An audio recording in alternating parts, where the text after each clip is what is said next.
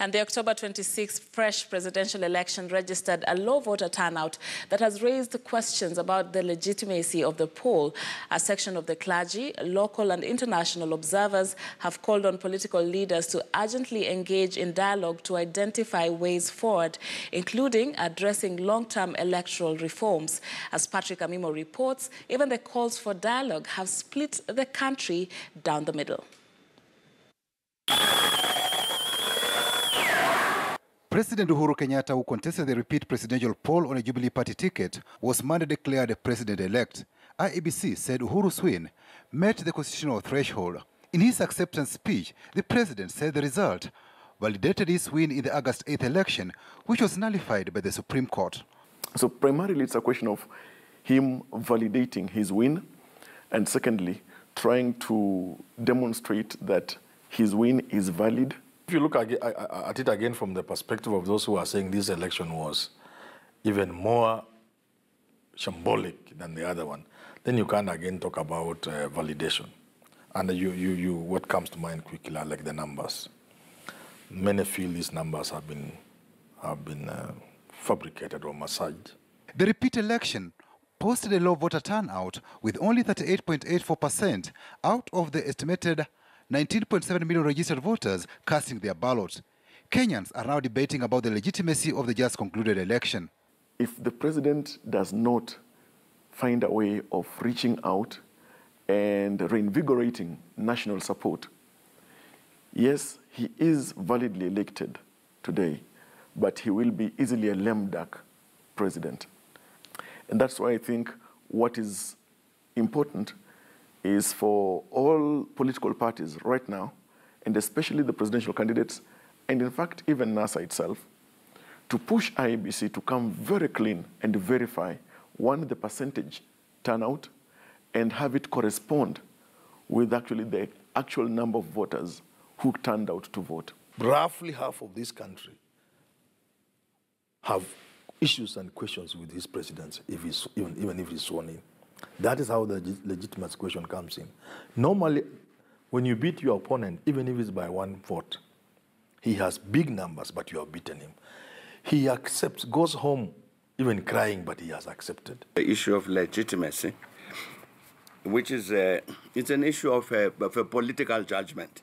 Jubilee enjoys a near two-thirds majority in parliament and might as well use its numbers to tame the opposition maneuvers to bring down government should President Uhuru Kenyatta's win be upheld by the courts. Within the confines of the law, they will definitely ensure that the presidency is in place, it is sustained. But since they are facing opponents who are not using that route, then there's going to be some kind of collision. Beyond that parliament, Jubilee should realize that they are not leaders and rulers of parliament.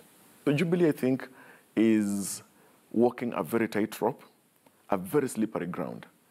And even as calls for dialogue between Jubilee and NASA persist, President Kenyatta has remained uncommittal and has asked those dissatisfied with the election to move to the courts. But why would the president refuse dialogue, serious, meaningful dialogue? Because this serious, meaningful dialogue would mean finally, we must end up with a free and credible election. Actually, the president may not have the wherewithal to negotiate with anybody because he's not been sworn in, even though he's been declared winner. And so he has not had the renewal of his executive mandate. The opposition NASA has said it will not recognize Kenyatta's victory should the president-elect be sworn in. NASA has been pushing for a second repeat presidential poll in 90 days. If you look at it through very clear legal lenses, then you may argue that this election has satisfied nearly every, or just about every legal provision, except for the issues of legalities that the Supreme Court may have to try those facts and then pronounce itself on the same. When he talks about another election, he's saying we must not hide in the provisions of the Constitution which say we will have an election in 60 days in case one is invalidated, and therefore that after this we shall proceed to swear Uhuru.